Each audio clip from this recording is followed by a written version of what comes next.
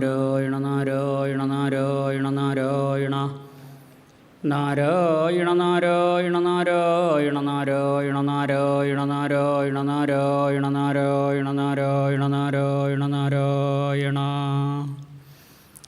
തുമ്പിക്കൈയിലമർന്ന പൊൻകലശവും മറ്റുള്ള കൈപത്തിലും നാരങ്ങാഗതയും കരിമ്പുധനുഷം ശൂലം തഥാ ചക്രവും പിന്നെ പങ്കജമുട്ടുപാശമുടനെ നീലോൽപ്പലം നെല്ലുമായി കൊമ്പും കൊണ്ടരുളും ശ്രീ വിനായകനിക്കേറ്റം തുണച്ചീടണം.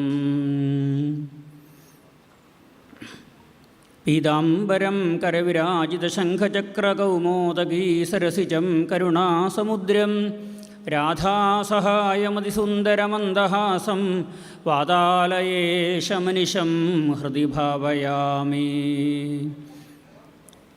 ആനന്ദചിന്മയ ഹരേ ഗോപികാരമണ ഞാനെന്ന ഭാവമതു തോന്നായിക വേണം. ഇഹ തോന്നുന്നതാകിലഖിലം ഞാനിതെന്ന വഴി തോന്നേണമേ വരദ നാരായണായ നമ. ഗുരുനാഥൻ തുണ ചെയ്യുക സന്തതം തിരുനാമങ്ങൾ നാവിന്മേലെപ്പോഴും പിരിയാതെയിരിക്കണം നമ്മുടെ നരജന്മം സഫലമാക്കിയിടുവാൻ. കാത്യായനി മഹാമായേ മഹായോഗിന്യധീശ്വരി നന്ദഗോപസുതം ദേവി പതിമ്മേ കുരുതേ നമ. നമോസ്തുതേ മഹായോഗിൻ പ്രപന്നമനുഷാധിമാം യഥാ തുൽച്ചരണാംഭോജേരതി സ്യാദ് അനപായിനി.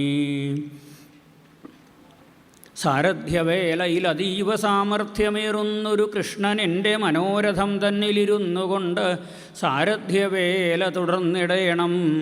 അഖിലഗുരോ ശ്രീ ഗുരുവായൂരപ്പാ ശരണം.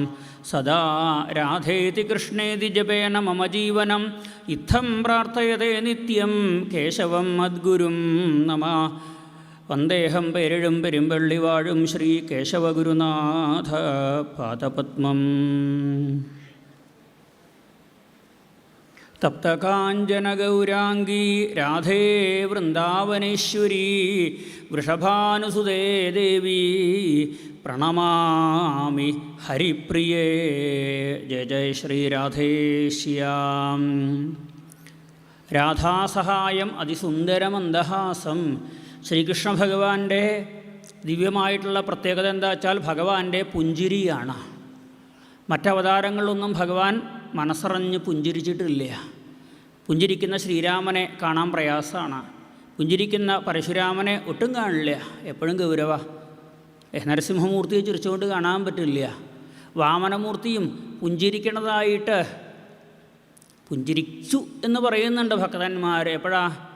എന്ത് വേണമെങ്കിലും ഞാൻ തരാം എന്ന് മഹാബലി പറഞ്ഞപ്പോൾ അതെനിക്ക് മാത്രമല്ലേ പറ്റുള്ളൂ. മഹാബലി എന്ത് വേണമെങ്കിലും കൊടുക്കാൻ എനിക്കല്ലേ പറ്റുള്ളൂ, മഹാബലിയെ കൊണ്ട് പറ്റുമോ എന്നോർത്ത് ചെറുതായിട്ടൊന്ന് ചിരിച്ചു ഉത്തരം. അതങ്ങനെ വേറെ ആരും ശ്രദ്ധിച്ചിട്ടില്ല, എല്ലാവരും ഒന്നും കണ്ടിട്ടില്ല. എന്നാൽ ശ്രീകൃഷ്ണാവതാരത്തിലെ ചിരി കാണാത്തവരാരാ ഉള്ളത്? എല്ലാവർക്കും ഇന്നും കണ്ടുകൊണ്ടിരിക്കണോ? ഭക്തന്മാരുടെ വാക്കുകളിലൂടെ ആ പുഞ്ചിരി കണ്ടുകൊണ്ടിരിക്കണോ ഭഗവാന്റെ ആ ഒരു പുഞ്ചിരി, ഒരു കപട നോട്ടം. ഒരു വട്ടം കണ്ടാലൊരാളും മറക്കാത്ത കപടനാട്യം കാണാൻ മോഹം. കണ്ണൻ്റെ ആ കപടനാട്യം ആ നേരാമണ്ണം നോക്കിയാൽ പോരെ, അങ്ങനെ നോക്കുകയല്ല. കപടനാട്യത്തിനാണ് കുറച്ചും കൂടി ഭംഗിയുള്ളത് ഭഗവാന്റെ. ഇത് രസറിയോ? എങ്ങനെയാണ് ഭഗവാൻ അങ്ങനെ ഒരു കള്ളക്കണ്ണിട്ട് നോക്കാനും കപടനാട്യത്തിനും പുഞ്ചിരിക്കാനും സാധിച്ചത് ആണെങ്കിൽ രാധാസഹായം, രാധാദേവിയുടെ സഹായം കൊണ്ടാണത്രേ. ഓരോ പ്രേമികമാരായിട്ടുള്ള ഭാര്യമാരുടെയും സഹായം കൊണ്ടാവണം ഭർത്താവിന് പുഞ്ചിരിക്കാൻ പറ്റണത്. അപ്പോൾ ടെൻഷൻ അടിക്കാൻ പറ്റുന്നുണ്ടാവും ധാരാളം. ഭാര്യമാർ കാരണം ടെൻഷൻ അടിക്കുന്നുണ്ടാവും. അങ്ങനെയല്ല കേട്ടോ വേണ്ടത്, അല്ലേ? രാധയെപ്പോലെ പ്രേമമായി കഴിഞ്ഞാൽ ഓരോ ഭർത്താവും പറയണം, എൻ്റെ ഭാര്യയെ കാണുമ്പോഴേക്ക് എനിക്കങ്ങോട്ട് ആനന്ദം വരികയാണ്. വരുന്നുണ്ടോ? ഇപ്പോൾ എന്തുണ്ടായാൽ മതി? കണ്ണനെ പ്രേമിച്ചാൽ മതി. കണ്ണനെ പ്രേമിക്കുക. പ്രേമത്തിലൂടെ എവിടെ എത്താം? കണ്ണനുമായിട്ട് ഒന്നായി തീരാം. രുക്മിണി സ്വയംവരവുമായിട്ട് ബന്ധപ്പെട്ട കഥയാണ് ഇവിടെ പറയാനായിട്ട് നമുക്കുള്ളത്. പുരഞ്ജന ഉപാഖ്യാനം. പുരഞ്ജനോപാഖ്യാനത്തിൽ എവിടെ രുക്മിണി സ്വയംവരം വരിക? വരുന്നുണ്ട്. കഥ നോക്കാം നമുക്ക്. നമ്മളെ ഭഗവാനിലേക്ക് ചേർത്ത് വയ്ക്കുന്ന കഥയാണ് പുരഞ്ജനോപാഖ്യാനം. എല്ലാവർക്കും വേണ്ടതാ. അവിടെ എത്തിയാലേ നമ്മൾ സ്വസ്ഥാവുള്ളൂ. എവിടെ? മോക്ഷത്തിലെത്തിക്കഴിഞ്ഞാൽ. മോക്ഷം എന്ന പുരുഷാർത്ഥത്തെ കാണിച്ചു തരുന്ന കഥയാണ് പുരഞ്ജനോപാഖ്യാനം. വിതുര മഹാശയൻ സുഖാവാൻ വേണ്ടി കർമ്മങ്ങൾ ചെയ്യുന്നവർക്ക് എന്തുകൊണ്ട് പരമമായ സുഖം കിട്ടണില്ല? ദുഃഖത്തിന് വേണ്ടി പല പല കർമ്മങ്ങൾ ആരെങ്കിലും ചെയ്യുന്നുണ്ടോ? ഒരാളും ചെയ്യണില്ല ദുഃഖത്തിന് വേണ്ടിയിട്ട്. പക്ഷേ എല്ലാവർക്കും ഒന്നിനു പിറകെ ഒന്നായിട്ട് ദുഃഖം വന്നുകൊണ്ടേയിരിക്കണു. എന്താ അതിന് കാരണം എന്ന് ചോദിക്കുമ്പോഴാണ് സുഖാവാൻ വേണ്ടി ദുഃഖത്തിൻ്റെ പിന്നാലെയാണ് പോണത്. കൃഷ്ണൻ്റെ നേരെ പോകണം. അതിനു പകരം ജനസ്യ കൃഷ്ണാൽ വിമുഖസ്യ ദൈവാൽ അധർമ്മശീലസ്യ സുദുഃഖിതസ്യ. ധർമ്മം ശീലിക്കേണ്ടതിന് പകരം അധർമ്മം ശീലിക്കണോ? അധർമ്മം ശീലിച്ചാൽ എന്തേ ഉണ്ടാവുള്ളൂ? ദുഃഖം ഉണ്ടാവുള്ളൂ. അതിന് പകരം ധർമ്മം ശീലിച്ചാൽ മതി. എന്തേ അധർമ്മം ശീലിക്കാൻ കാരണം? കൃഷ്ണനിൽ നിന്നും വിമുഖന്മാരായിട്ട് പോണു. കൃഷ്ണനും മുഖമായിട്ട് പോവൂ, വിമുഖന്മാരായിട്ടില്ല. കൃഷ്ണൻ്റെ മുഖം നോക്കിക്കൊണ്ട് പോവൂ. കൃഷ്ണൻ്റെ മുഖത്ത് നോക്കുമ്പോൾ അവിടെ ആ കപടനാട്യം കാണാം, കള്ളച്ചിരി കാണാം. ഞാനൊന്നും അറിഞ്ഞില്ല കേട്ടോ എന്ന് പറയണത് വല്ലതും അറിയാണ്ടിരിക്കുമോ ഭഗവാൻ? എന്നാൽ ഒന്നും അറിഞ്ഞില്ല എന്നുള്ള ഭാവമാണ് അല്ലേ? കീർത്തനങ്ങളിൽ കേട്ടിട്ടില്ലേ? നീ വന്നതും നടയിൽ നിന്നു കരഞ്ഞതും ഞാൻ അറിഞ്ഞില്ലെന്നൊരു കള്ളനാട്യം. എന്നാലും ഞാൻ അറിയുന്നു കണ്ണൻ എന്നെയാണ് ഏറെ ഇഷ്ടം എന്നവരാരെങ്കിലും ആ കണ്ണനോട് ചീത്ത പറഞ്ഞിട്ടുണ്ടോ? എന്തേ കാരണം? കണ്ണൻ കൃഷ്ണാവതാരത്തിൽ ആരും ചീത്ത പറഞ്ഞിട്ടില്ല. ആ കണ്ണൻ കൃഷ്ണാവതാരത്തിൽ ഒരിക്കലും സങ്കടം കൊണ്ട് കരഞ്ഞിട്ടില്ല. സുധാമാവിനെ കെട്ടിപ്പിടിച്ചപ്പോൾ ആനന്ദം കൊണ്ട് ഒന്ന് കണ്ണുനീര് വന്നു എന്നേ ഉള്ളൂ. ഒരിക്കലും ദേഷ്യപ്പെട്ടിട്ടില്ല കൃഷ്ണാവതാരത്തിൽ. ആരോടും ദേഷ്യപ്പെട്ടിട്ടില്ല. രാധാറാണി പറഞ്ഞിട്ടുണ്ട് ദേഷ്യപ്പെടരുത്. കൃഷ്ണനെ പ്രേമിക്കുന്നവർക്ക് ദേഷ്യമുണ്ടാവില്ല, സങ്കടം ഉണ്ടാവില്ല. എപ്പോഴും സന്തോഷം കൊണ്ട് കണ്ണൻ്റെ കാരുണ്യം ആലോചിച്ച് കണ്ണുനീര് വരും. ഇത്രയും കാരുണ്യം എന്നിൽ നടിച്ചതും ചിത്രം നടിപ്പതും ചിത്രം തന്നെ. കണ്ണ, ഇത്രയ്ക്കൊക്കെ കാരുണ്യം എന്നോട് കാണിക്കാൻ പാകത്തിന് എനിക്ക് യോഗ്യതയുണ്ടോ? എന്ത് കണ്ടിട്ടാണ് എനിക്ക് അല്ലേ ഇവിടെ ഈ ഒരു മഹാസന്നിധിയിലിരുന്നു കൊണ്ട് ഭഗവാന്റെ കഥകൾ പറയാൻ എന്ത് യോഗ്യതയുണ്ട്? എത്രയോ മഹാത്മാക്കൾ കഥ പറയുന്ന ഈ ഒരു സന്നിധിയിൽ വന്ന് കഥ പറയാൻ യോഗ്യതയുണ്ടോ ചോദിച്ചാൽ എന്തോ ആ കണ്ണൻ മടിയിൽ കയറിയിരുന്നിട്ട് ഗണപതിയോട് ആ തുമ്പിക്കൈ കൊണ്ട് ഒന്നിങ്ങോട്ട് കുളത്തി വലിക്കൂ അല്ലേ എന്ന് പറഞ്ഞ് ആ കണ്ണനെ മടിയിലിരുത്തി കണ്ണനും ഗണപതിയും കൂടി ചർച്ച ചെയ്ത് ആരൊക്കെ ഇങ്ങോട്ട് വിളിച്ചു വരുത്തണം അല്ലേ? ആ തുമ്പിക്കൈ നീട്ടി ഇങ്ങോട്ട് വലിക്കുമ്പോൾ ആ പിടിയിൽ പെടാനുള്ള ഒരു കാരുണ്യം ഭഗവാൻ കാണിച്ചില്ലേ? ഇവിടെ വന്നിരുന്ന ഭാഗവതം കേൾക്കാനുള്ള ഭാഗ്യം അല്ലേ? പല അവസരങ്ങളെ കൊണ്ടും വരാൻ പറ്റാണ്ടിരുന്നൂടെ? വരണം എന്ന് വിചാരിച്ചു കേട്ടോ. അപ്പോഴാണ് ഒരു പെല വന്നത്. പറ്റുമോ? അപ്പോഴേക്കാണ് ഒരു അസുഖം വന്നത്. പറ്റുമോ? ഇല്ല.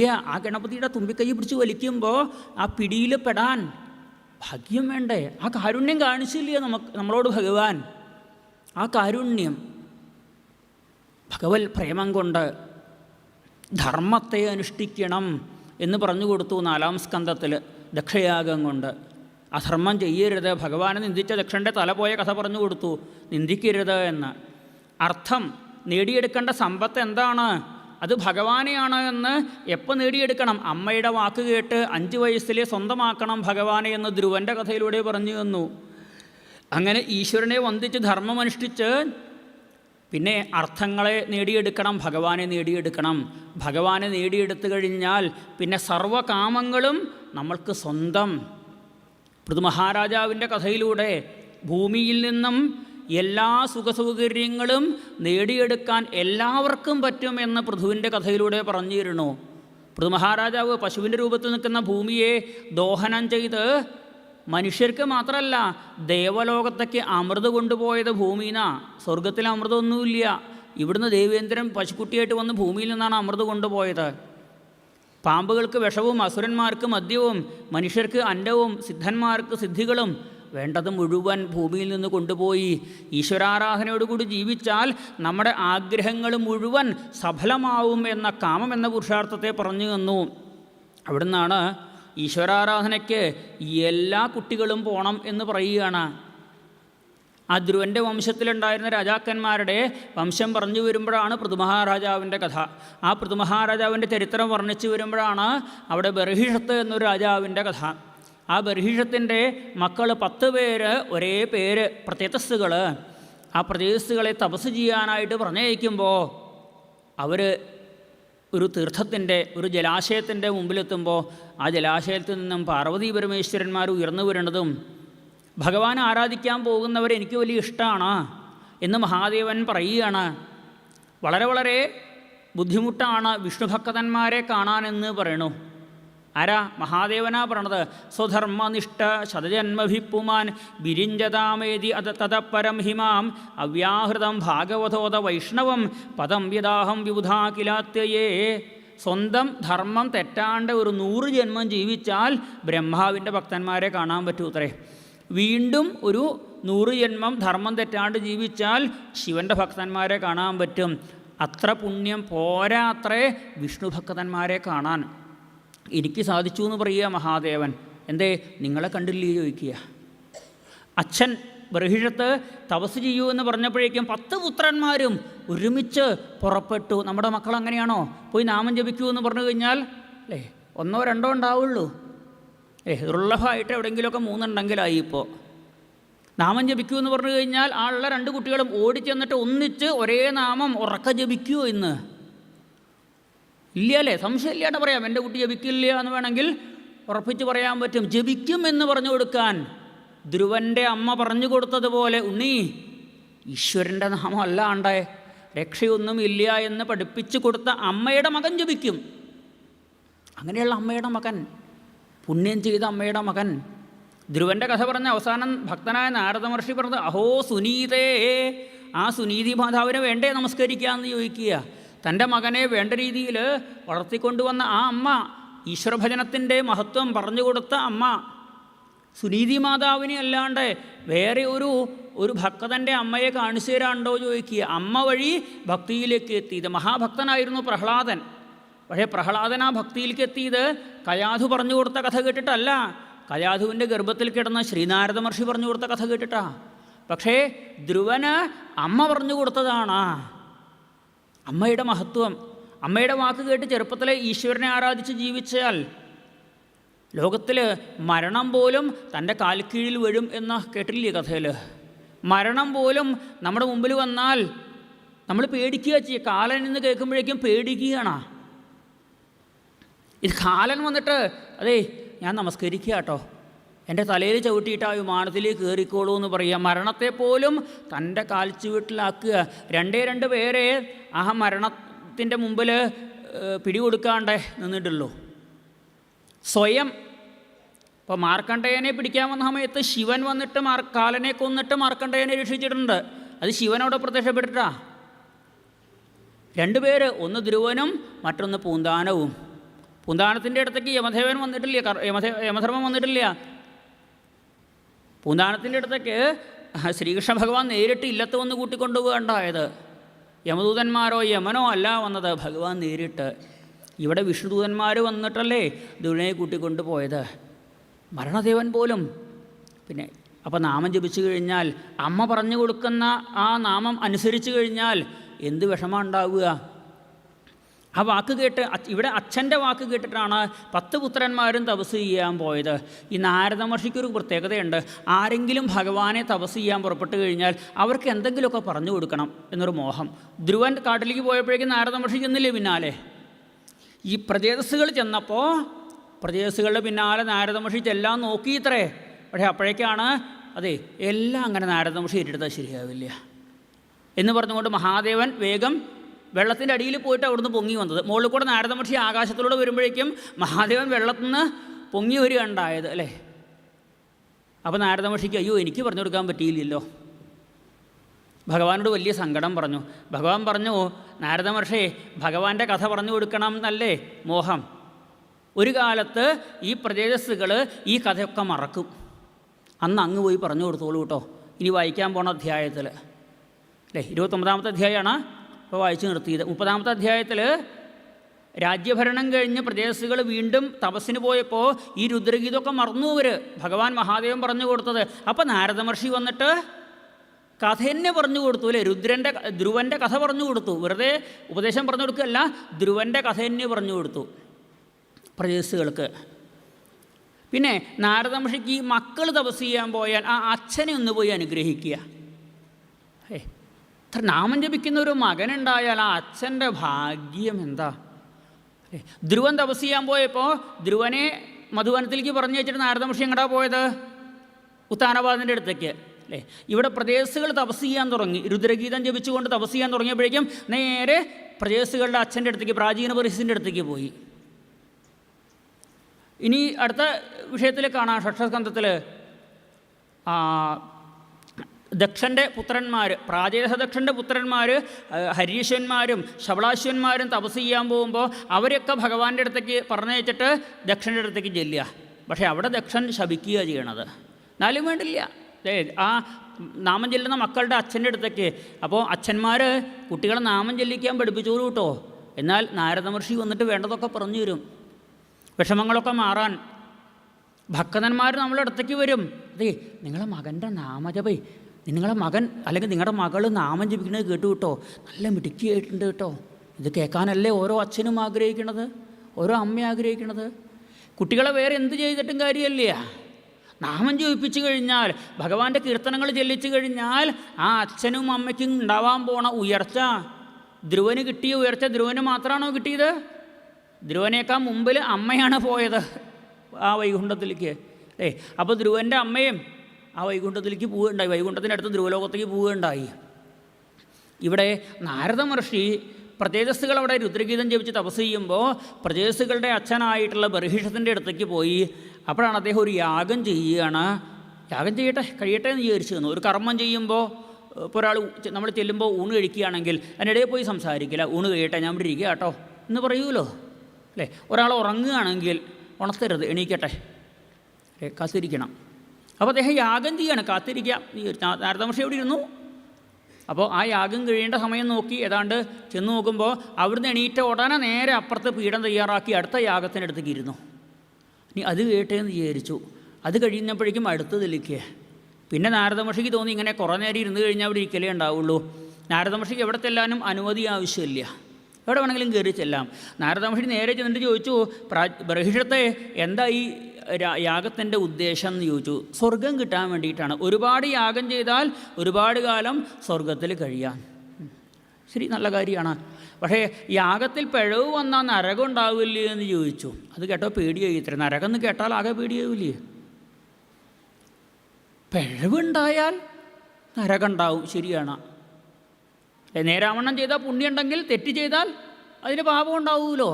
ചോദിച്ചു നാരദ മഹർഷി ഒന്നുകൂടി ചോദിച്ചു അത്രേ, ഈ യാഗം ചെയ്യുക പറഞ്ഞാൽ അങ്ങ് ഒറ്റയ്ക്കല്ല ചെയ്യണത് അല്ലേ, ഒരുപാട് ആൾക്കാർ വേണം കർമ്മം ചെയ്യാൻ.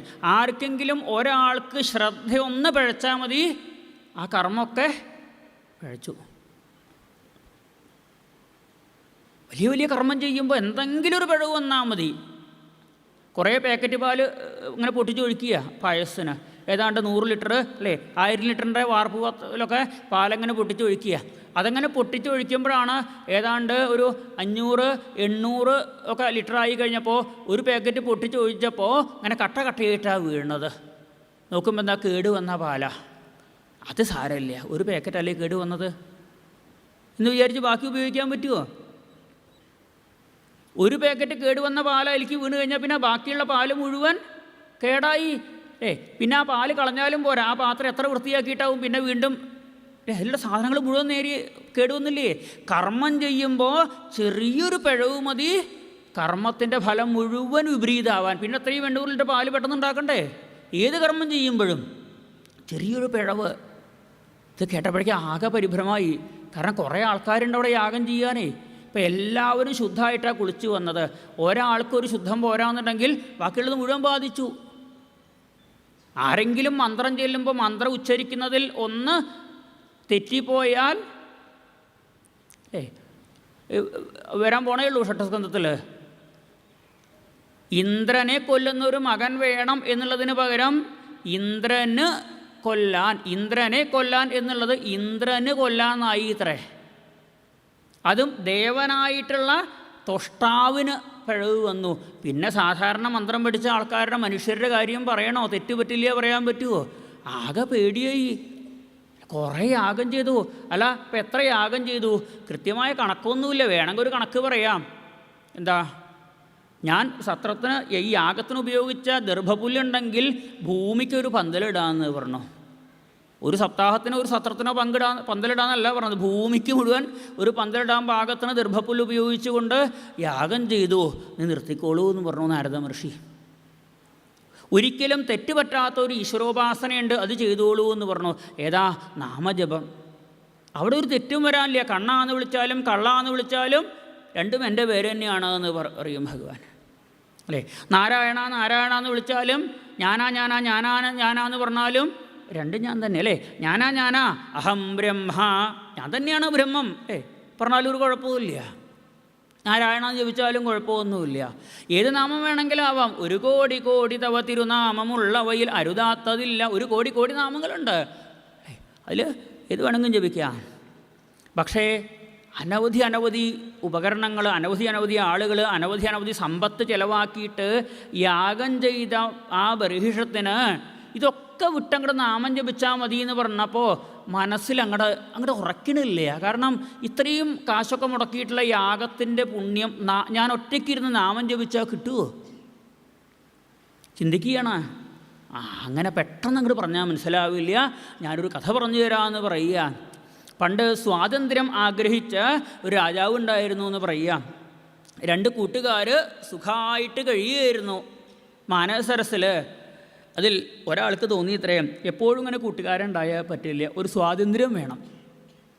ആൾ വേഗം കൂട്ടുകാരനെ വിട്ട് ഞാനൊന്ന് മാറി താമസിക്കട്ടെ. വേണോ ചോദിച്ചു. വേണം എന്ന് പറഞ്ഞ് ഒരു കൊട്ടാരം ഉണ്ടാക്കി അവിടെ താമസിച്ചു അത്രേ. അപ്പോഴാണ് വേറൊരു വലിയ കൊട്ടാരം കണ്ടപ്പോൾ തോന്നി, എൻ്റെ ഈ കൊട്ടാരം അല്ല നല്ലത്, അതുപോലെ വേണമെന്ന് വിചാരിച്ചു. കിട്ടിയ കൊട്ടാരം ഉപേക്ഷിച്ച് ആ വലിയ കൊട്ടാരം അവിടെ താമസിച്ചപ്പോഴാണ് കുറച്ചും കൂടി വലിയ കൊട്ടാരം കണ്ടു. കിട്ടിയത് ഉപേക്ഷിച്ച് അടുത്തത്. ഒരു കൂട്ടുകാരൻ്റെ അടുത്തുനിന്ന് ഒരു സ്വാതന്ത്ര്യം ആഗ്രഹിച്ചിട്ടാണ്, സമാധാനം കിട്ടിയില്ല എന്നാ എത്രയോ കൊട്ടാരങ്ങൾ നിർമ്മിച്ച് അവിടെ താമസിച്ചു. വേറൊന്ന് കാണുമ്പോൾ തോന്നും അതാണ് നല്ലതെന്ന് വിചാരിച്ച് ഇതുപേക്ഷിച്ച് അതിലേക്ക് പോവും. ഒരു ഭാഗ്യമുണ്ട്. എന്താ? മോഹിച്ച കൊട്ടാരം കിട്ടും. നമുക്കിപ്പോൾ അതില്ല, അല്ലേ? വലിയൊരു വീട് കണ്ട് അതുപോലൊരു വീടുണ്ടാക്കണം എന്ന് പറഞ്ഞാൽ ചിലപ്പോൾ നമുക്ക് പറ്റിക്കോളണം എന്നില്ല. ഈ പുരഞ്ജനൻ എന്നൊരു പേര് കൊടുത്തു നാരദ മഹർഷി, അല്ലേ? X/Y എന്നുള്ള പേര് കൂടുന്നവരെ നാരദ മഹർഷി പേര് കൊടുത്ത ഒരു പേര് ഒരു പുരഞ്ജനൻ. എന്താ? കൊട്ടാരം നിർമ്മിച്ച് താമസിക്കുന്നവൻ, പുരങ്ങളെ ജനിപ്പിക്കുന്നവൻ. എന്തൊരു ഭാഗ്യം ആലോചിച്ച് നോക്കൂ. അതെ, എനിക്ക് അതുപോലത്തെ ഒരു വലിയ വീട് വേണമെന്ന് പറഞ്ഞാൽ ഈ വീട് വിട്ടാൽ മതി, അപ്പം കിട്ടുമോ അത്രയാ വീട്? നമുക്ക് കിട്ടുമോ? അതെ, എൻ്റെ വീട് ഞാൻ വിടുകയാണ്, അതെനിക്ക് തരുമോ?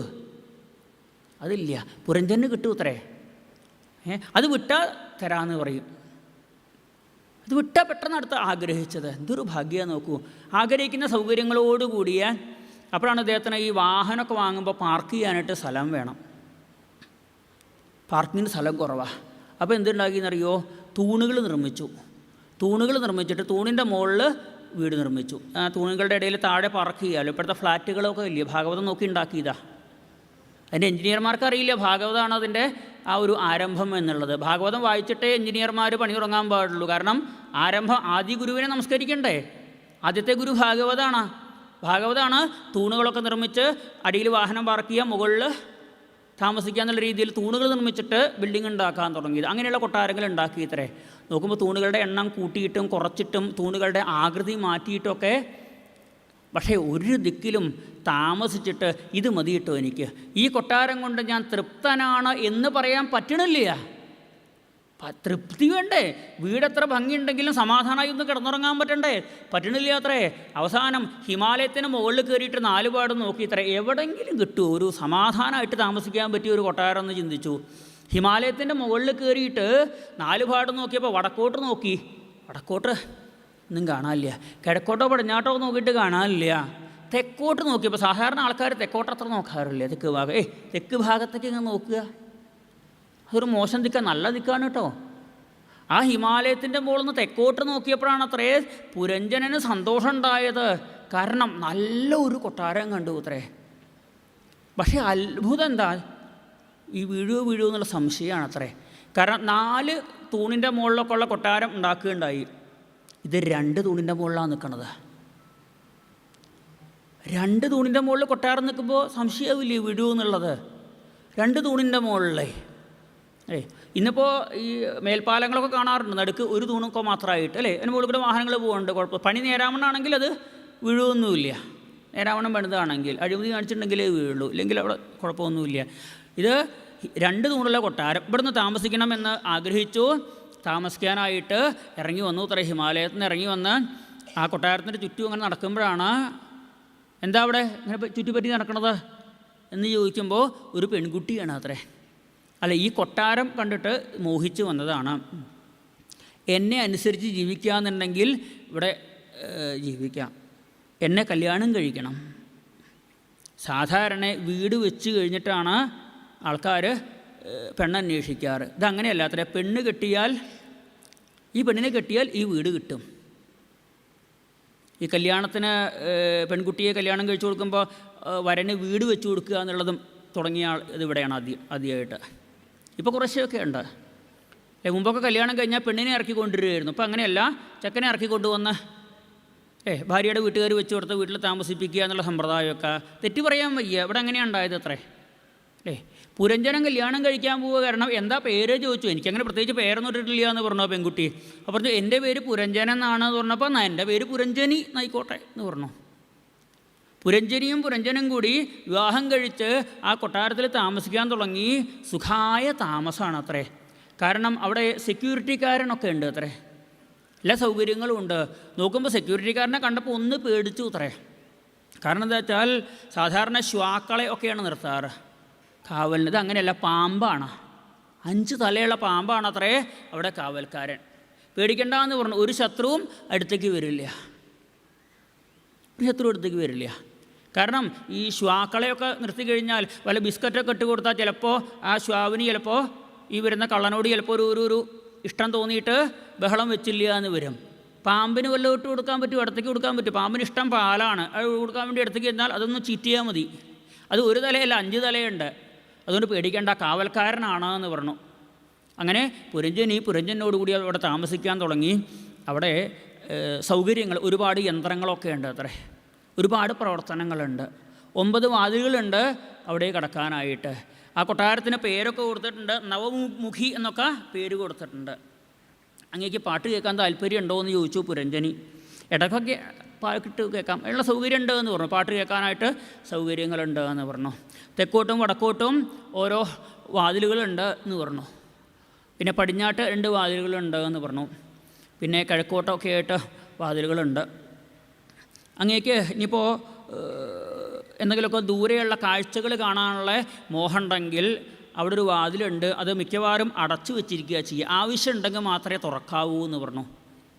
കാരണം എന്താ വെച്ചാൽ നല്ല ചില്ലിട്ട വാതിലാണ്. അത് വെറുതെ തുറന്നു വെച്ചാൽ പൊടി പിടിക്കും. പൊടിയായി കഴിഞ്ഞാൽ പിന്നെ പ്രയാസമാണ്. അപ്പോൾ അതുകൊണ്ട് ആവശ്യമില്ലെങ്കിൽ ഒന്നും കാണണ്ടെന്നുണ്ടെങ്കിൽ അത് അടച്ചു വെക്കണം. കാരണം രാത്രിയൊക്കെ ശ്രദ്ധിക്കണം. കാരണം രാത്രി ആ വാതിലടയ്ക്കാണ്ട് ഉറങ്ങരുത് എന്ന് പറഞ്ഞു. കാരണം എന്തെങ്കിലുമൊക്കെ പൊടിപടലങ്ങൾ വന്നു കഴിഞ്ഞാലേ ഉപയോഗിക്കുമ്പോൾ മാത്രം തുറന്നു വെക്കുക, അല്ലാത്തപ്പോഴൊക്കെ അടച്ചു വെക്കണം. അങ്ങനെ 2 വാതിലുകളുണ്ട് എന്ന് പറഞ്ഞു. പിന്നെ അങ്ങേക്ക് എന്തൊക്കെയാണ് സൗകര്യങ്ങൾ? ചെടി നട്ട് വളർത്താൻ മോഹമുണ്ടോ?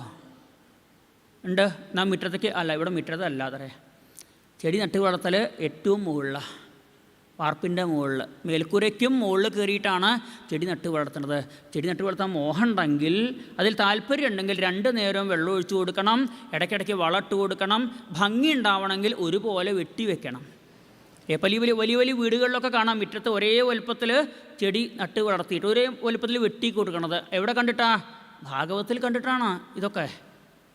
ഗാർഡനിങ്ങൊക്കെ 2 നേരം വെള്ളം ഒഴിച്ചു കൊടുക്കണം. ഇപ്പോഴും പതിവില്ല. ചെടിയൊക്കെ നട്ട് വളർത്തുമ്പോൾ നല്ല ചൂടിൽ 2 നേരം വെള്ളം ഒഴിച്ചു കൊടുക്കണം. 4 ദിവസം വെള്ളം ഒഴിക്കാണ്ടിരുന്നാൽ ഉണങ്ങിപ്പോവും. ഇനി തീരെ നിവൃത്തിയില്ല, 2 നേരവും ഒഴിക്കാൻ നിവൃത്തിയില്ലെങ്കിൽ 1 നേരം എന്തായാലും വേണം, നിർബന്ധമാണ്.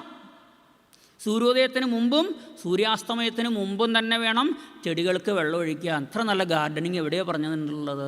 ഏത് ഗ്രന്ഥത്തിലാണുള്ളത്? സൂര്യോദയത്തിന് മുമ്പേ വേണം വെള്ളം ഒഴിക്കാൻ, 2 നേരം. അതെ, അല്ല വൈകുന്നേരം ആകുമ്പോൾ സൂര്യാസ്തമയത്തിന് മുമ്പേ വേണം. ശ്രദ്ധിച്ചോളൂ. അല്ല ചെടിയൊക്കെ നട്ട് വളർത്തുന്നവരുണ്ടെങ്കിലേ വളമിട്ട് കൊടുക്കണം ഇടയ്ക്ക്. ഭംഗിയായിട്ട് വെട്ടിക്കൊടുത്താൽ, ഒരേ വലുപ്പത്തിൽ വെട്ടിക്കൊടുത്താൽ ഭംഗിയൊക്കെ ഉണ്ടാവും.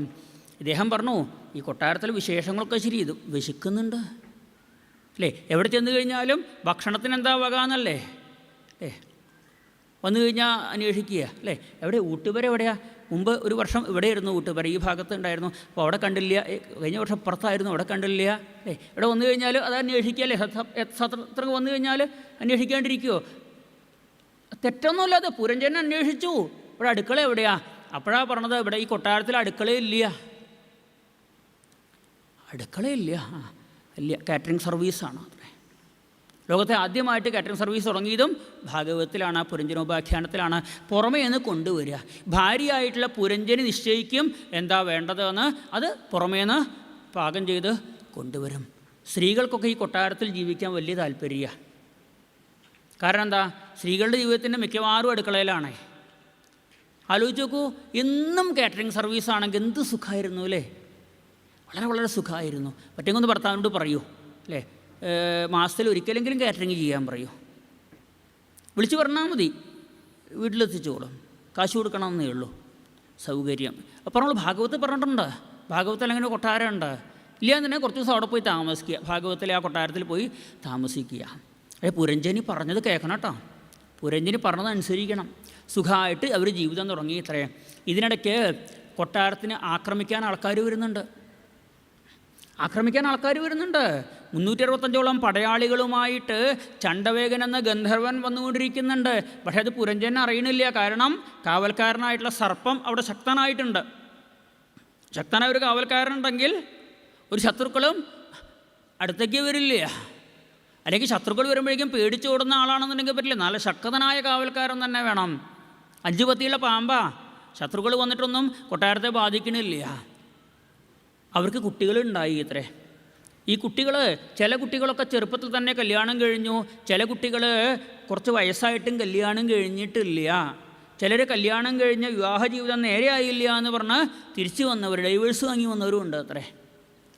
എന്തേ ഇപ്പോൾ പോയിട്ട് തിരിച്ചു, കല്യാണ ജീവിതം നേരവണ്ണം കല്യാണം മംഗളമായില്ല എന്ന് പറഞ്ഞ് തിരിച്ചു വന്നവരാ. അങ്ങനെയുള്ള കുട്ടികൾ ഇപ്പോഴും ഉണ്ട് കേട്ടോ. കല്യാണം ആരെങ്കിലും വേണമെങ്കിൽ ആലോചിച്ചോളൂ, അവിടെ ഉണ്ട്. എപ്പോഴും കല്യാണം കഴിയാത്ത കുട്ടികൾ ഉണ്ട് ധാരാളം. വളരെ പ്രായമായ കുട്ടികളുണ്ട്, 70 വയസ്സായവർ, 80 വയസ്സായവരൊക്കെ ഉണ്ട് അത്ര അവിടെ കല്യാണം കഴിയാണ്ട് നിൽക്കണു. ഇപ്പോഴെങ്കിലും ഒന്ന് കല്യാണം കഴിയുമോ എന്ന് മോഹിക്കുന്നുണ്ട് അത്രേ. ഇപ്പോഴെങ്കിലും ഒന്ന് മോഹിക്കുന്നു, ഇപ്പോഴെങ്കിലും നടന്നാൽ മതി കല്യാണം എന്ന് പറഞ്ഞിട്ട്. ഇങ്ങനെ സുഖമായിട്ട് ജീവിക്കുമ്പോൾ ഒരു ദിവസം പുരഞ്ജനി വിളിച്ചിട്ട് പറയുക, അതേ കുറച്ച് മദ്യം കഴിക്കണം എന്ന് പറയുക. അപ്പോൾ പുരഞ്ജനം പറഞ്ഞു, ഞാൻ മദ്യം കഴിക്കാറില്ല, ഞാൻ പറഞ്ഞതനുസരിച്ച് ജീവിച്ചോളാം, ഒന്നുകിൽ ഇവിടുന്ന് ഇറങ്ങിപ്പോവുക അല്ലെങ്കിൽ മദ്യം കഴിക്കുക, എനിക്ക് ശീലമില്ല എന്ന് പറഞ്ഞു അത്രേ, ഞാൻ പഠിപ്പിച്ചു തരാമെന്ന് പറഞ്ഞു അത്രേ. പുരഞ്ജനി ഒരു മദ്യം ഒരു ചഷകത്തിൽ, ഒരു പാത്രത്തിൽ ഒഴിച്ചു കൊടുത്ത് കുടിക്കാൻ. ഇദ്ദേഹം വേഗം ചുക്കുവെള്ളം കുടിക്കുന്ന പോലെ അങ്ങനെ പൊക്കി കുടിക്കാൻ അങ്ങനെയാണ് ശീലിച്ചിട്ടുള്ളത്, വെള്ളം കുടിച്ച് ശീലിച്ചിട്ടുള്ളത്. അങ്ങനെ കുടിക്കാൻ പാടില്ല അത്രേ. മദ്യം കുടിക്കാൻ നിയമമൊക്കെ ഉണ്ട്, അങ്ങനെ ചുക്കുവെള്ളം കുടിക്കുന്ന പോലെ അങ്ങനെ പൊക്കി ഒഴിച്ച് കുടിക്കാൻ അത് പാടില്ല. കൊജിൽ പിബന്ധ്യാം പിബതി അശ്നന്ധ്യാം കൊജിരശ്നതി. മദ്യം കഴിക്കുമ്പോൾ കുറച്ച് കുടിക്കുക, എന്നിട്ടോ പിന്നെ എന്തെങ്കിലുമൊക്കെ എടുത്തിട്ട് വായലിടുക അത്രേ, എന്നിട്ട് വീണ്ടും കുടിക്കുക. പിന്നെ മദ്യപിച്ച് കഴിഞ്ഞാൽ ഗാനം ചെയ്യണം, പാട്ട് പാടണം, നൃത്തം ചെയ്യണം. ജൽപ്പന്ത്യാമനുജൽപ്പതി, ജൽപ്പനങ്ങൾ വേണത്രേ. ജൽപ്പനം എന്ന് പറഞ്ഞാൽ കേൾക്കുന്നവർക്കൊന്നും മനസ്സിലാവാത്ത രീതിയിൽ സംസാരിക്കണം, അതാണ് ജൽപ്പനങ്ങൾ. പിച്ചും പെയ്യും പറയുക എന്നൊക്കെ പറയില്ലേ, അതൊക്കെ വേണത്രേ. മദ്യപിക്കാൻ വേണമെങ്കിൽ ശീലിക്കുകയാണെങ്കിൽ ആയിക്കോളൂ. പക്ഷെ ഒരു കാര്യമുണ്ട്, ഭാര്യ മദ്യപിച്ചതിന് ശേഷമേ ഭർത്താവ് മദ്യപിക്കാവൂ. ഒന്നുകിൽ ഭർത്താവിൻ്റെ മദ്യപാനം നിർത്തുക, അല്ലെങ്കിൽ ഭാര്യ തുടങ്ങുക, ഏതാച്ചാൽ തീരുമാനിക്കാം. പുരഞ്ജനി മദ്യപിച്ചിട്ട് കാണിച്ചു കൊടുക്കും, അതുപോലെ പുരഞ്ജനം ചെയ്യും. ക്രീഡാമൃഗോ യഥാ, ഒരു കളിക്കുരങ്ങനെ പോലെ. വേറെന്തുകൊണ്ടും സുഖമാണ് അവിടെ കൊട്ടാരത്തിൽ. പക്ഷേ ഭാര്യ പറഞ്ഞത് അതേപടി അനുസരിക്കണം. മദ്യപിക്കാൻ പറഞ്ഞാൽ അതും ചെയ്യണം. പുരഞ്ജന് അതേ ഉള്ളൊരു ദുഃഖം, ബാക്കിയൊക്കെ സുഖമാണ്, ഇഷ്ടമുള്ള ഭക്ഷണം ഉണ്ടാക്കി തരും. പിന്നെ കല്യാണം കഴിയാത്ത കുട്ടികളെക്കുറിച്ച് ആലോചിച്ച് സങ്കടപ്പെടുന്നുണ്ട്. അപ്പോൾ ഏതച്ഛനും അമ്മയ്ക്കും ഉണ്ടാവും കല്യാണം കഴിയാത്ത കുട്ടികളെക്കുറിച്ച് ആലോചിച്ച് ഉള്ള സങ്കടം.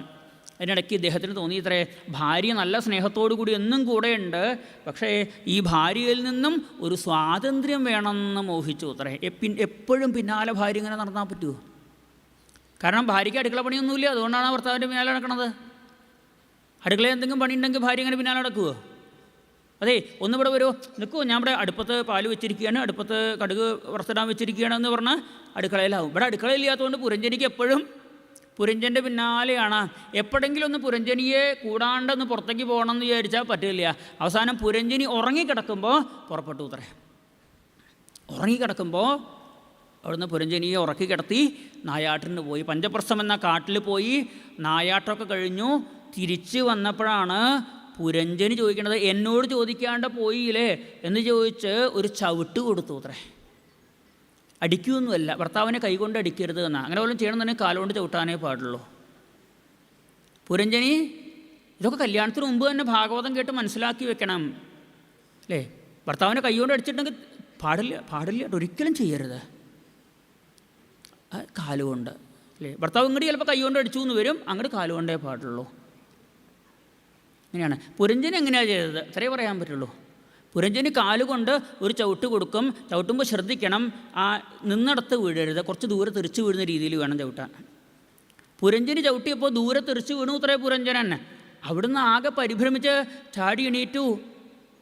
ഞാൻ നിന്നോട് ചോദിക്കാണ്ട പോയതിനുള്ള ദേഷ്യമാണല്ലേ, ക്ഷമിക്കണം കേട്ടോ എന്ന് പറഞ്ഞ് വേഗം ഭാര്യയെ സന്തോഷിപ്പിക്കാൻ എന്താ, എന്നെ ചവിട്ടിയിട്ട് നിൻ്റെ കാല് വേദനിച്ചുവോ എന്ന് ചോദിച്ച് കാലൊക്കെ തലോടി കൊടുത്തു അത്രേ. അവിടെ നിവൃത്തിയില്ലേ, അവിടെ തെറ്റ് ചെയ്യുക. കാരണം പിന്നെ ഭാര്യയുടെ കാല് പിടിക്കലല്ല, കാല് തലോടി കൊടുക്കുക, വേദനിച്ചു എന്ന് ചോദിച്ചിട്ട്. ഇനി എവിടെയും പോകില്ല കേട്ടോ, നീ പറഞ്ഞതേ ഉള്ളൂ കേട്ടോ. ഇടയ്ക്കിടയ്ക്ക് ഭാര്യയെ ഉറക്കി കിടത്തിയിട്ട് നായാട്ടിന് പോവും, തിരിച്ചു വരും, ഭാര്യയുടെ ചവിട്ട് കൊള്ളും.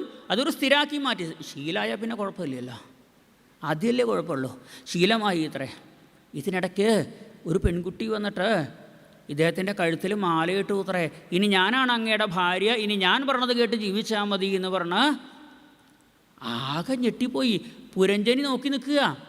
ഒരു സ്ത്രീ വന്നിട്ട് കഴുത്തിൽ മാലയിടണം, തൻ്റെ ഭർത്താവിൻ്റെ കഴുത്തിൽ മാലയിടണത് ഇനി ഞാനാണ് നിയന്ത്രിക്കാനെന്ന്. ഇത്രയും കാലം ആദ്യ ഭാര്യ നിയന്ത്രിച്ചില്ലേ, ഇനി ഞാനത്ര നിയന്ത്രിക്കാൻ. പുരഞ്ജനി പറഞ്ഞു, ഇടയ്ക്കിടയ്ക്ക് നായാട്ടിന് പോകുന്നുണ്ട്, നായാട്ടിന് എന്ന് പറഞ്ഞാൽ എന്നെ ഉറക്കി കിടത്തി പോകുന്നുണ്ട്. ഇപ്പോൾ ഒരു പെൺകുട്ടി വന്നിട്ട് ഭാര്യയാണോ എന്ന് പറയണു, ഇനി എന്നോട് മിണ്ടണ്ട എന്ന് പറഞ്ഞ് പുരഞ്ജനി അകത്ത് കയറി വാതിലടച്ചു. പുരഞ്ജനൻ രണ്ടാമതൊരു കല്യാണം, അതിൽ വിരോഹമൊന്നുമില്ല അല്ലേ, നല്ല സൗന്ദര്യമുള്ള സമ്പത്തുള്ള പെണ്ണൊക്കെ ആണെങ്കിൽ തിരക്കിടില്ല. ഇത് തിരിഞ്ഞു നോക്കിയപ്പോഴാണ് ഒരു ഭംഗിയില്ലാത്ത, കണ്ടാൽ പേടിയാവുന്ന രീതിയിലുള്ള ഒരു പെണ്ണാണ്. ആകെ പേടിയായി. പിന്നെ നിവൃത്തിയൊന്നുമില്ല, പുരഞ്ജനി ആ മുറിയിൽ നിന്ന് പുറത്ത് വരണില്ല. ഇടയ്ക്ക് വാതിൽ തുറന്നു നോക്കും, രണ്ടാം ഭാര്യ അവിടെ ഉണ്ടെന്ന് കാണുമ്പോൾ പുരഞ്ജനി അകത്ത് കയറും. പിന്നെ രണ്ടാം ഭാര്യയുടെ നിയന്ത്രണമായി ഇത്ര. കാലകന്യ എന്നാണ് ഇത്ര അവളുടെ പേര്. അല്ല, നല്ല പേരാണെങ്കിലും തിരക്കിടില്ല, കണ്ടാലും പേടിയാണ്, സൗന്ദര്യമില്ല, പേര് കേട്ടാലും വിളിക്കുമ്പോൾ അങ്ങനെ രാവിലെ എണീറ്റ് ഉടനെ ഭാര്യയെ വിളിക്കുക. കാല എന്ന് വിളിക്കണ സമയത്ത് എന്താ ഉണ്ടാവുക, രാവിലെ എണീക്കുമ്പോൾ തന്നെ കാല എന്നുള്ള പേര് വിളിക്കണം എന്നുണ്ടെങ്കിൽ, കാലകന്യ എന്ന് വിളിക്കണം എന്നുണ്ടെങ്കിൽ ആകെ വിഷമായി. പക്ഷേ ഈ കാലകന്യ ഇദ്ദേഹത്തിന് ഇഷ്ടപ്പെട്ട ഭക്ഷണം കൊടുക്കില്ല.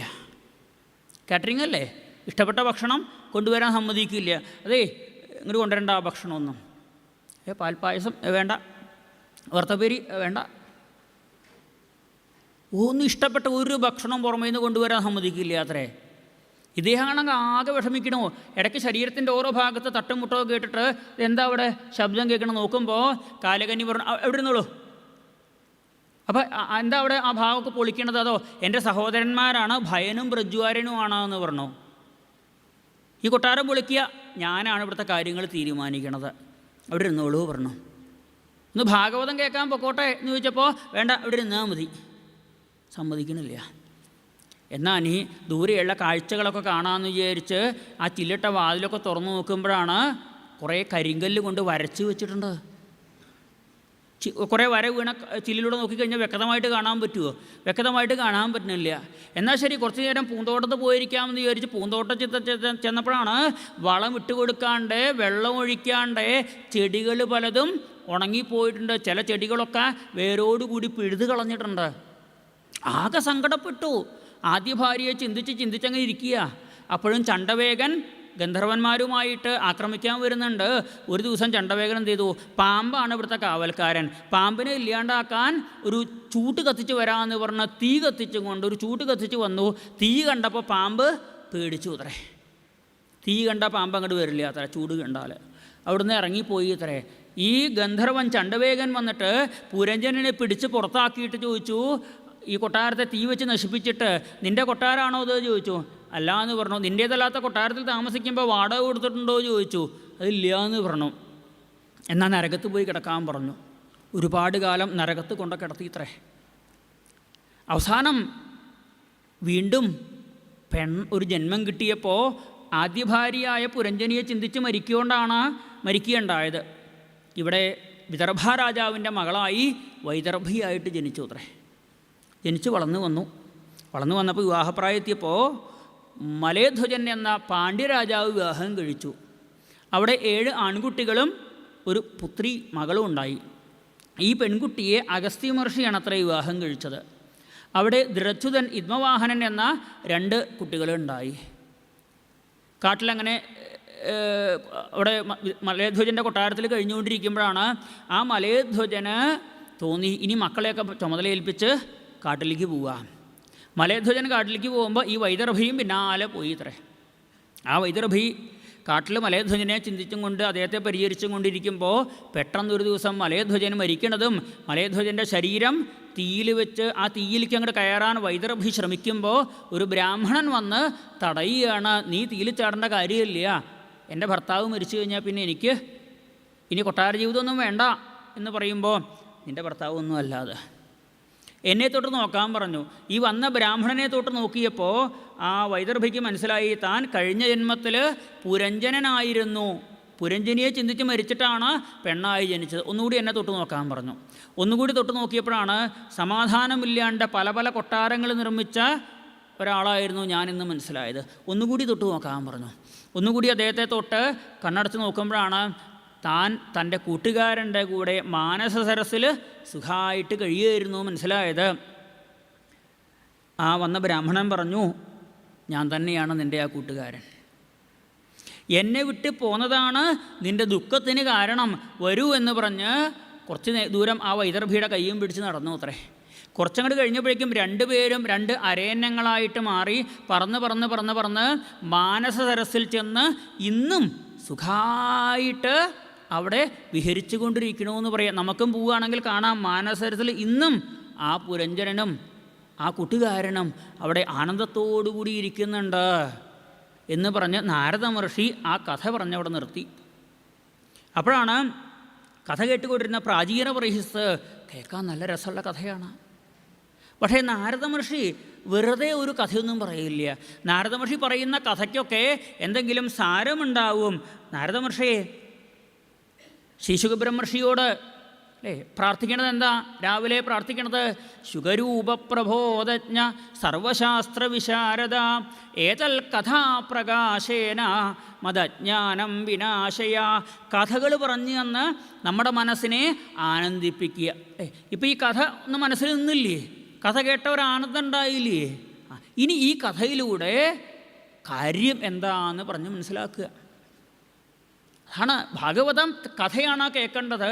കഥയെ കേട്ട് ആ കഥ മനസ്സിൽ ഉറച്ചു കഴിഞ്ഞാൽ ആ കഥയിൽ നിന്നും മനസ്സിലാക്കേണ്ട കാര്യത്തെ പറയാമെന്നാ.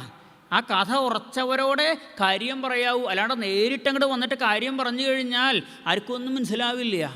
കഥ മനസ്സിലങ്ങോട്ട് ഉറപ്പിച്ചാൽ പിന്നെ ആ കഥാപാത്രങ്ങളൊക്കെ നമ്മുടെ ജീവിതത്തിൽ എങ്ങനെയാണ് വരണതെന്ന് മനസ്സിലാവും. അതുകൊണ്ട് തന്നെ അയതൽ കഥാപ്രകാശേന, കഥ പറഞ്ഞുകൊണ്ട് എൻ്റെ അജ്ഞാനത്തെ ഇല്ലാണ്ടാക്കൂ എന്ന് പ്രാർത്ഥിക്കണത് ശ്രീ ശുകബ്രഹ്മർഷിയുടെ മുമ്പിൽ. ഇവിടെ നാരദ മഹർഷി പറഞ്ഞു, ശരിയാണ്, ഈ കഥയിലൂടെ കാര്യം മനസ്സിലാക്കാണ്ടെന്ന് പറഞ്ഞു. പുരുഷം പുരഞ്ജനം. പ്രാചീന പരീസേ നമ്മൾ ഓരോരുത്തരുടെയും കഥയാണ് ഇത് എന്ന് പറഞ്ഞു. നമ്മുടെ ഓരോരുത്തരുടെയും ജീവിതത്തിൽ സംഭവിച്ച കഥകൾ, അല്ലെങ്കിൽ സംഭവിച്ചു കൊണ്ടിരിക്കുന്നത്, അല്ലെങ്കിൽ ഭാവിയിൽ സംഭവിക്കാനുള്ളതാണ് ഈ കഥയിൽ പറഞ്ഞ എല്ലാ കാര്യങ്ങളും. മദ്യപാനം അതെ. രണ്ടാം കല്യാണം വേണം. ചിലർക്കൊക്കെ രണ്ടാം കല്യാണം കഴിഞ്ഞിട്ടുണ്ട്. ചിലർക്കൊക്കെ മദ്യപാനവും കുറേ കഴിഞ്ഞിട്ടുണ്ട്. മദ്യപാനം ഇനി ഉണ്ടാവാൻ ചിലപ്പോൾ ജീവിതത്തിൽ. ഈ കഥയിൽ പറഞ്ഞ ഏതൊരു കാര്യവും നമ്മുടെ ജീവിതത്തിൽ ഒന്നുകിൽ ഭൂതകാലത്ത്, അല്ലെങ്കിൽ വർത്തമാനകാലത്ത്, അല്ലെങ്കിൽ ഭാവി കാലത്ത് വരും. ഉറപ്പാ, ഒന്നും വരാണ്ടിരിക്കില്ല. എങ്ങനെയാ? ഇനി കഥയുടെ ആദ്യം മുതലേ നോക്കിയാൽ അറിയാം. നാരദ മഹർഷി പറഞ്ഞു, പുരഞ്ജനൻ എന്ന് പറഞ്ഞു കഴിഞ്ഞാൽ പുരങ്ങളെ ജനിപ്പിക്കുന്നവൻ. ആദ്യം കഥ തുടങ്ങിയത് 2 കൂട്ടുകാർ സുഖമായിട്ട് കഴിയുകയായിരുന്നു. ആരാ? ശ്രീ ഗുരുവായൂരപ്പനും പിന്നെ നമ്മുടെയൊക്കെ ഉള്ളിലുള്ള ജീവനാണ് കൂട്ടുകാരൻ. ജീവൻ കൂട്ടുകാരനായ ഭഗവാനോട് കൂടി ഇരിക്കുകയായിരുന്നു. നമ്മുടെ ജീവൻ ഭഗവാനിൽ നിന്നും വന്നതാണ് അല്ലേ? ഈ സൃഷ്ടി പറയുമ്പോൾ ഭഗവാന്റെ ഉള്ളിൽ നിന്നല്ലേ ബ്രഹ്മാവ് ഉണ്ടായത്, ആ ബ്രഹ്മാവിൽ നിന്നല്ലേ മറ്റ് സൃഷ്ടികാര്യങ്ങൾ വന്നത്. അപ്പോൾ നമ്മുടെ ജീവൻ ഭഗവാനോട് കൂടി ഇരിക്കുകയായിരുന്നു. അന്ന് പരമമായ ആനന്ദം അനുഭവിച്ചു കൊണ്ടിരിക്കുകയായിരുന്നു. പിന്നെ നമ്മൾ ഭഗവാനെ വിട്ട്, കൂട്ടുകാരനെ വിട്ട് കൊട്ടാരം നിർമ്മിച്ചു എന്ന് പറഞ്ഞാൽ ഭഗവാനിൽ നിന്നും പരമാത്മാവിൽ നിന്നും ജീവാത്മാവ് വേർപെട്ട് വന്ന് ഒരു ശരീരം കിട്ടി, ചെറിയൊരു ജീവിയായിട്ട് ജനിച്ചു. ചെറിയൊരു ജീവിയായിട്ട് ജനിച്ചപ്പോഴാണ് ഒരു ഉറുമ്പായിട്ട്, ചെറിയ ഉറുമ്പായിട്ട് ജനിച്ചപ്പോൾ കുറച്ച് വലിയ ഉറുമ്പിനെ കണ്ടപ്പോൾ ഇതുപോലെ വലിയ ശരീരം വേണമെന്ന് മോഹത്തോടു കൂടി മരിച്ചു. അടുത്ത ജന്മം വലിയ ഉറുമ്പായി ജനിച്ചു. ആരെ ചിന്തിച്ചുകൊണ്ടാണോ മരിക്കണത് ആ ഭാവത്തിൽ അല്ലെങ്കിൽ ആ രൂപത്തിൽ അടുത്ത ജന്മം കിട്ടും അല്ലേ? അതാണ് മറ്റൊരു കൊട്ടാരം കണ്ട് മോഹിച്ചാൽ ഈ കൊട്ടാരം വിട്ടാൽ അപ്പം കിട്ടും. വേണമെങ്കിൽ നമ്മൾ കാണുന്ന ഏതെങ്കിലും ഒരു ആൾക്കാരെ നോക്കിയിട്ടതേ എനിക്ക് അടുത്ത ജന്മം ഇയാളെപ്പോലെ ആവണം എന്ന് ചിന്തിച്ച് ഇരുന്നോളൂ. മരിക്കുന്ന സമയത്ത് ആ ചിന്തിച്ചാൽ മതി. ഒന്നുകിൽ അയാളുടെ രൂപമാവും അല്ലെങ്കിൽ അയാളുടെ സ്വഭാവമാവും, എന്നൊക്കെ ഒന്നും കിട്ടാണ്ടിരിക്കില്ല. അയാളെപ്പോലെ എന്ന് പറഞ്ഞു കഴിഞ്ഞാൽ ഒരാൾക്ക് ഒരുപാട് കാര്യങ്ങളുണ്ട്. രൂപമുണ്ട്, സ്വഭാവമുണ്ട്, വിദ്യാഭ്യാസമുണ്ട്, ജോലിയുണ്ട്, സമ്പത്തുണ്ട്. ചില ആൾക്കാർക്ക് അയാളെപ്പോലെ ആവണം എന്ന് പറഞ്ഞു കഴിഞ്ഞാൽ ചിലപ്പോൾ അയാളുടെ തലയിൽ നോക്കിയിട്ടാവും പറഞ്ഞുണ്ടാവുക. അപ്പോൾ ചിലപ്പോൾ അയാളുടെ തലയിൽ മുടിയില്ലാച്ചാൽ മുടിയില്ലാത്ത ആ ആളായിട്ടാവും ചിലപ്പോൾ അടുത്ത് ജന്മം ഉണ്ടാവുക. അതുകൊണ്ടാണ് ആരെപ്പോലെ ആവണം എന്ന് ആരെ ചിന്തിച്ചുകൊണ്ട് മരിക്കണം എന്ന് പറയണത്. അന്തേ നാരായണ സ്മൃതി, നാരായണനെ ചിന്തിച്ചുകൊണ്ട് മരിക്കണം എന്ന് പറയണത്. ഇത് മനുഷ്യജന്മത്തിന് മുമ്പ് പല പല ജന്മങ്ങളിൽ നമ്മൾ ജീവിക്കണു. പൂന്താനം വ്യക്തമായി പറഞ്ഞു തന്നു. എത്ര ജന്മം മലത്തിൽ കഴിഞ്ഞതും, എത്ര ജന്മം ജലത്തിൽ കഴിഞ്ഞതും, എത്ര ജന്മങ്ങൾ മണ്ണിൽ കഴിഞ്ഞതും, എത്ര ജന്മം മരങ്ങളായി നിന്നതും, എത്ര ജന്മം അരിച്ചു നടന്നതും, എത്ര ജന്മം മൃഗങ്ങൾ പശുക്കളായി, അത് വന്നിട്ട് ഇവണ്ണം ലഭിച്ചൊരു മർത്യജന്മത്തിൻ മുൻപേ കഴിച്ചു. ഈ മനുഷ്യജന്മത്തിന് മുമ്പ് നമ്മൾ ജനിച്ചു മരിച്ച ആ ജന്മങ്ങളാണ് പുരഞ്ജനം നിർമ്മിച്ച കൊട്ടാരങ്ങൾ. ഈച്ചയായിട്ട്, പൂച്ചയായിട്ട്, നായയായിട്ട്, പശുവായിട്ട് അല്ലേ?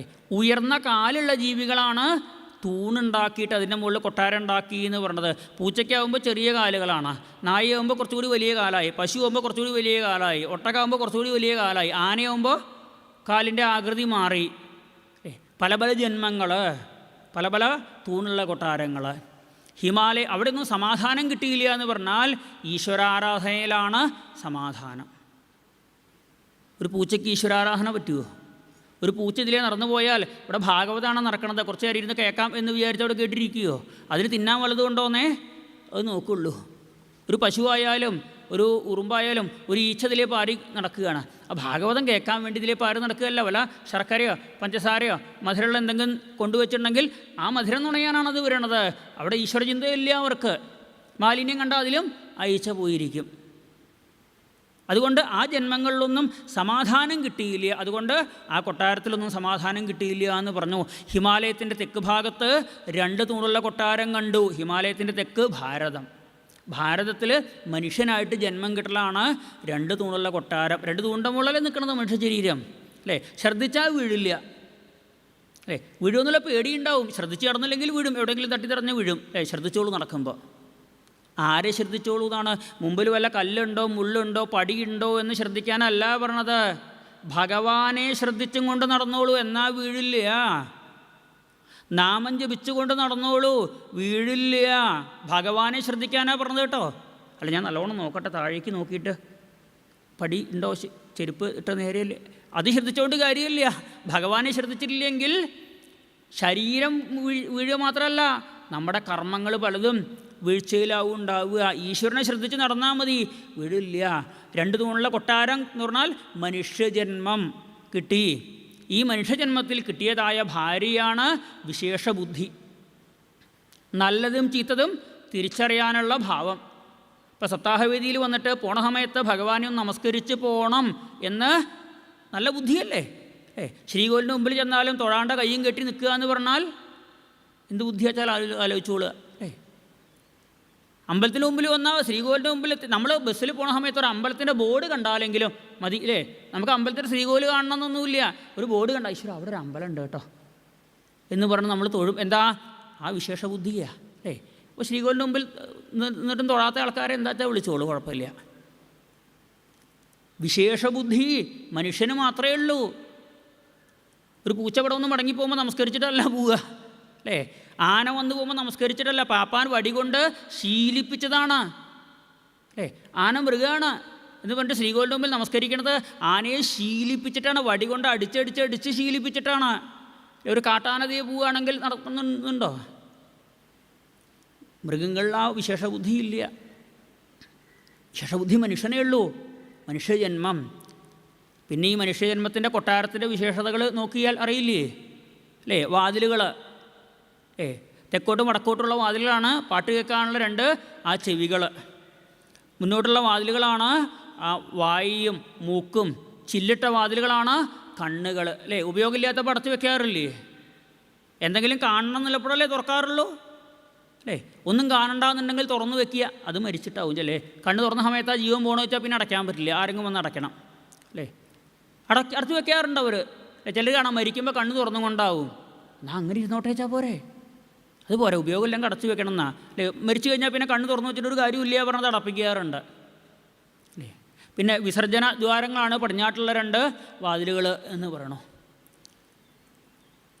പിന്നെ ചെടി എന്താ പറയേണ്ട ആവശ്യമില്ലല്ലോ വാർപ്പിൻ്റെ മുകളിൽ നട്ടു വളർത്തുന്ന ചെടി മുടിയാണ്. 2 നേരം നനച്ചു കൊടുക്കണ്ടേ?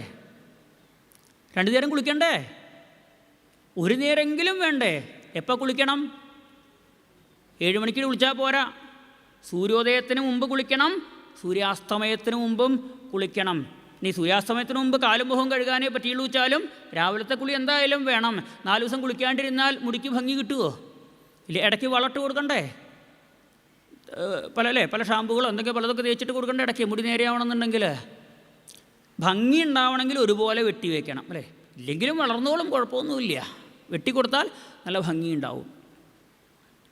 സുഖമായിട്ട് അവിടെ കഴിയുക. അത്രേ 5 പത്തിയുള്ള പാമ്പ് പഞ്ചപ്രാണനാണ്. പ്രാണൻ, അപാനൻ, വ്യാനൻ, ഉദാനൻ, സമാനൻ തുടങ്ങിയ പഞ്ചപ്രാണനാണ് 5 പത്തിയുള്ള പാമ്പ്. ആ പാമ്പിനെ അങ്ങനെ വേർപിടിക്കാനൊന്നും ഒരാളെ കൊണ്ടും ആവില്ല. പാമ്പിനെ അതിക്രമിച്ചു കൊണ്ട് ചണ്ഡവേഗൻ എന്ന ഗന്ധർവൻ എന്ന് പറഞ്ഞാൽ ഓരോ വർഷങ്ങളാണ്. 365 പടയാളികളുമായിട്ട് വരുന്നു. 365 ദിവസങ്ങളായിട്ട് വരുന്ന ചണ്ഡവേഗൻ തടയാൻ പറ്റുമോ? ഇല്ല. ഓരോ ദിവസവും പോയിക്കൊണ്ടേയിരിക്കും, അതിനെ തടയാൻ പറ്റില്ല. ചണ്ഡവേഗൻ ഒരേ വേഗതയിൽ വന്നുകൊണ്ടിരിക്കും. എല്ലാ കൊല്ലവും 365 ദിവസം തന്നെയാണ് അങ്ങനെ വന്നു പോയിക്കൊണ്ടിരിക്കും ചണ്ഡവേഗൻ. ആഗ്രഹങ്ങളാണ് ഇവിടുത്തെ കുട്ടികൾ. ആഗ്രഹങ്ങൾക്ക് കണക്കുണ്ടോ? അനവധി ആഗ്രഹങ്ങളുണ്ടാവും. ആഗ്രഹങ്ങളാണ് കുട്ടികൾ. ഉടനെ സാധിച്ച ആഗ്രഹങ്ങൾ കല്യാണം കഴിഞ്ഞ കുട്ടികൾ. ഇപ്പോഴും സാധിക്കാത്ത ആഗ്രഹങ്ങളില്ലേ? അതാണ് കല്യാണം കഴിയാത്ത കുട്ടികൾ. അതാണ് 60 വയസ്സും 70 വയസ്സൊക്കെ ഉള്ള കുട്ടിയുണ്ട് എന്ന് പറഞ്ഞാൽ ചില കുട്ടി 10 വയസ്സിൽ വിചാരിച്ചിട്ടുണ്ടാവും ആകാശത്തിലൂടെ വിമാനം പോകുമ്പോൾ എനിക്ക് വിമാനത്തിലൊന്ന് കയറണം എന്ന്. 70 വയസ്സ് വരെയായിട്ടും കയറിയിട്ടുണ്ടാവില്ല അല്ലേ? ഇപ്പോഴെങ്കിലും ഒന്ന് കയറണം, മക്കളാരെങ്കിലും കൊണ്ടുപോകണം എന്നുള്ള മോഹം ചിലപ്പോൾ ഉണ്ടാവില്ലേ? അതാണ് 60 വയസ്സുള്ള കുട്ടികൾ കല്യാണം കഴിയാണ്ടേണ്ടതെന്ന് പറഞ്ഞാൽ അത്രയും വർഷങ്ങളായിട്ട് നടക്കാത്ത ആഗ്രഹങ്ങളുണ്ട്. മക്കളാരെങ്കിലും ഉണ്ടെങ്കിൽ അതിന് മക്കളാരെങ്കിലും കാണാനില്ല സപ്താഹങ്ങളിലൊക്കെ, വൃദ്ധന്മാരെ കാണുക. ഈ കുട്ടികളെ കൊണ്ടുവന്നാലേ, ചെറുപ്പക്കാരെ കൊണ്ടുവന്നാലേ അവരിത് കേൾക്കുള്ളൂ. എന്താ? 60 കൊല്ലമായിട്ട് അമ്മയുടെ ഉള്ളിലുള്ള ആഗ്രഹമാണ് വിമാനത്തിൽ കയറണമെന്ന്, അത് സാധിപ്പിച്ചു കൊടുക്കണമെന്ന് മകന് തോന്നണമെങ്കിൽ എന്ത് വേണം? മകനെ സത്സംഗങ്ങളിലേക്ക് കൊണ്ടുവരണം. ഭാഗവത്തിൽ ആചാര്യന്മാർ പറഞ്ഞു കൊടുക്കുന്നത് കുട്ടികളും ചെറുപ്പക്കാരും കേൾക്കണം. അപ്പോഴാണ് ശരിയാണ് കേട്ടോ, എൻ്റെ അമ്മ ഇത്രയും കാലമായിട്ട് ആഗ്രഹിച്ചുകൊണ്ടിരുന്നതാണ്. അമ്മയുടെ കല്യാണം കഴിഞ്ഞ് ഇങ്ങോട്ട് കൊണ്ടുവരുമ്പോൾ ഈ വഴിക്ക് ബസ്സൊന്നുമില്ല, കുറേ ദൂരേന്നേ നടന്നിട്ട് വേണം വരാൻ. ഇന്നിപ്പോൾ സൗകര്യങ്ങളൊക്കെ ഉണ്ട്, കാറിൽ എവിടെ വേണമെങ്കിലും കൊണ്ടുപോകാനുള്ള സാഹചര്യമൊക്കെ ഉണ്ട് എന്ന് ഇപ്പോഴെങ്കിലും മക്കൾ ആ അമ്മയുടെ കല്യാണം നടത്തി കൊടുക്കണം എന്നുണ്ടെങ്കിൽ കല്യാണം എന്ന് പറഞ്ഞാൽ എന്താ? ആഗ്രഹങ്ങൾ നടപ്പിലാക്കി കൊടുക്കുക. ചിലർ കല്യാണത്തിന് കഴിഞ്ഞ് വിവാഹമോചനം വാങ്ങി തിരിച്ചു വന്നു എന്ന് പറഞ്ഞു കഴിഞ്ഞാൽ ചില ആഗ്രഹങ്ങൾ സാധിക്കാൻ വേണ്ടി കുറേ പരിശ്രമിച്ചു, അവസാനം ശരിയാവാണ്ട് നിർത്തിപ്പോരുക. കാശുണ്ടാക്കാൻ വേണ്ടി ദുബായിൽ പോയേ ശരിയായില്ല, പിന്നെ കുറേ കച്ചവടം നടത്തി അത് ശരിയായില്ല, എന്തൊക്കെ ജോലി ചെയ്തിട്ടും അതൊന്നും നേരെയാവാണ്ട് ഇപ്പോഴും തെക്ക് വടക്ക് നടക്കുന്ന ആൾക്കാരില്ലേ, അതാണ് കല്യാണം കഴിഞ്ഞിട്ട് തിരിച്ചു വന്നവർ. അവർക്കെന്നും സങ്കടം. കാരണം എന്താ, അവർ തൊട്ടതൊന്നും വിജയിച്ചിട്ടില്ല. ഇങ്ങനെ ജീവിക്കുക. പിന്നെ മദ്യപാനം എന്ന് പറഞ്ഞു കഴിഞ്ഞാൽ അഹങ്കാരമാണ്. ബുദ്ധിയിൽ അഹങ്കാരം കയറുന്നതാണ് മദ്യപാനം. കാരണം മദ്യപിച്ചാലും വേണ്ടതും വേണ്ടാത്തതും തിരിച്ചറിയാൻ പറ്റില്ല. ഞാൻ എന്നും സംരക്ഷിച്ചോളാം എന്ന് പറഞ്ഞ് കൈപിടിച്ച് കൊണ്ടുവന്ന ഭാര്യയാണ് മദ്യപിച്ച് വന്നിട്ട് ഉപദ്രവിക്കണത്. അഹങ്കാരം വന്നാലും വേണ്ടതും വേണ്ടാത്തതും തിരിച്ചറിയില്ല. എപ്പോഴും വിനയത്തോടു കൂടി മാത്രം സംസാരിക്കേണ്ട അച്ഛനോടും അമ്മയോടൊക്കെ ഒച്ചയിടണം അല്ലേ. ഇപ്പോൾ അടുത്ത് കണ്ടില്ലേ, സ്കൂളിൽ പഠിക്കുന്നൊരു കുട്ടി അധ്യാപകൻ വീട്ടിൽ നിന്ന് പുറത്തൊക്കെ ഇറങ്ങിയാൽ കൊല്ലുമെന്ന് അല്ലേ, യൂട്യൂബിൽ മുഴുവൻ ധാരാളം കാണാറുണ്ട് അല്ലേ. എന്തേ അധ്യാപകൻ ചെയ്ത തെറ്റ്? അധ്യാപകൻ ക്ലാസ്സിൽ മൊബൈൽ നോക്കിയ കുട്ടിയുടെ മൊബൈൽ വാങ്ങി വെച്ചു. ആ മൊബൈൽ തന്നില്ല എന്നുണ്ടെങ്കിൽ അത് വീഡിയോ എടുത്ത് പ്രചരിപ്പിച്ച അധ്യാപകൻ ഇപ്പോൾ ജീവിച്ചിരിക്കണമെന്ന് നിശ്ചയമില്ല. പഠിക്കുന്ന കുട്ടി പറയുക അധ്യാപകനെ കൊല്ലുമെന്ന്. എന്തേ കാരണം? ബുദ്ധിയിൽ അഹങ്കാരം കയറിയിട്ടാണ്, ഈശ്വരചിന്ത ഇല്ലാണ്ട വന്നിട്ട്. വേണ്ടതും വേണ്ടാത്തതും തിരിച്ചറിയാനുള്ള ബുദ്ധി ഇല്ലാത്ത അവസ്ഥയാണ്. അഹങ്കാരം വരുമ്പോഴാണ്. അതാണ് മദ്യപാനം. വേണ്ടതും വേണ്ടാത്തതും തിരിച്ചറിയാൻ പറ്റാത്തൊരവസ്ഥ അഹങ്കാരവും മദ്യപാനത്തിന് തുല്യമാണ്. പിന്നെ ഭാര്യയെ ഉറക്കി കിടത്തി നായാട്ടിന് പോവുക എന്ന് പറഞ്ഞാൽ അത് സ്വപ്നം കാണുന്ന അവസ്ഥയാണ്. സ്വപ്നം കാണുമ്പോൾ ബുദ്ധി കൂടെ ഉണ്ടാവില്ല. അതുകൊണ്ട് സ്വപ്നം സത്യമാണെന്ന് വിചാരിച്ച് ചിലപ്പോൾ പേടിച്ച് കരയണു, ചിലപ്പോൾ ചിരിക്കണു, ചിലപ്പോൾ സ്വപ്നത്തിൽ വർത്തമാനം പറയണു. നമ്മൾ ഉറങ്ങിക്കിടക്കുകയാണ്, ബുദ്ധി ഉറങ്ങിക്കിടക്കുകയാണ്, മനസ്സാണ് സ്വപ്നത്തിനായിട്ട് പോണത്. പക്ഷേ സ്വപ്നം കാണുമ്പോൾ അത് സത്യമാണെന്ന് വിചാരിക്കണു. സ്വപ്നത്തിൽ നിന്നും ഞെട്ടി ഉണരുന്ന അവസ്ഥയാണ് അത്രേ ആ ഭാര്യയുടെ ചവിട്ട് എന്ന് പറഞ്ഞത് അല്ലേ. ഈ ആരെങ്കിലും തട്ടിയിട്ട് ഉണർത്തിയതാണോ?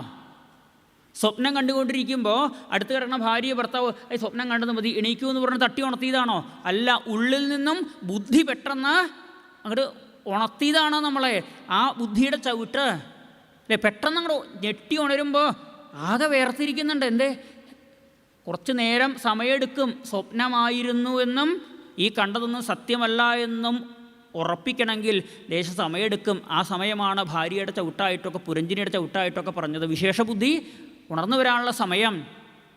പിന്നെ രണ്ടാം കല്യാണം എന്ന് പറഞ്ഞത് വാർദ്ധക്യമാണ്. ആരെങ്കിലും ആഗ്രഹിക്കുമോ വാർദ്ധക്യം വരാൻ? ഇല്ല. ചെറുപ്പം വേണം തന്നെയാണ് വിചാരിക്കുക. 61 വേണ്ട, 16 മതി എന്നാണ് വിചാരിക്കുക. വേഷം കെട്ടാനൊക്കെ നോക്കും. 61 16 പോലെ വേഷം കെട്ടാൻ നോക്കും. വേഷം കെട്ടിയതുകൊണ്ട് കാര്യമില്ല. വാർദ്ധക്യം വന്നു കഴിഞ്ഞാൽ കാഴ്ച കുറയും. അതാണ് കരിങ്കല്ല് കൊണ്ട് ഉറച്ചു ഇത്ര ചില്ലിട്ട വാതിലുകൾ. അതുകൊണ്ടാണ് ഇന്ന് പലരും വേറൊരു ചില്ല് വാങ്ങി വെച്ചിരിക്കുന്നത് മുമ്പിൽ അല്ലേ. ഒരു കണ്ണട വാങ്ങിയിട്ട് വെച്ചിരിക്കുന്നത്. കാരണം എൻ്റെ അകത്തുള്ള ചില്ലിന് ചെറിയ വര വീണിട്ടുണ്ട്, അതുകൊണ്ട് വേറൊരു ചില്ല് അത് വര വീഴാണ്ട് നോക്കുകയുള്ളൂ. അതിലെങ്കിലും കാഴ്ച കുറയും, കേൾവി ശക്തി കുറയും വാർദ്ധക്യം വന്നു കഴിഞ്ഞാൽ. പിന്നെ ഇഷ്ടപ്പെട്ട ആഹാരം കഴിക്കാൻ പറ്റില്ല അല്ലേ. അടുക്കളയില്ല എന്ന് പറയണ്ട ഈ കൊട്ടാരത്തിൽ. ഇതിൻ്റെ ഉള്ളിൽ വെണ്ടയ്ക്കയും മുരിങ്ങയ്ക്കയും പരിപ്പും പുളിയും ഒക്കെ ചെന്ന് കഴിഞ്ഞാൽ അകത്ത് വെച്ച് സാമ്പാറാവുമോ? പുറമേന്ന് എന്താ വേണ്ടത് ഉണ്ടാക്കി കൊണ്ടുവരാം. ഭാര്യയാണ് തീരുമാനിക്കുക. ഭാര്യ എന്ന് പറഞ്ഞു കഴിഞ്ഞാൽ ആരാ?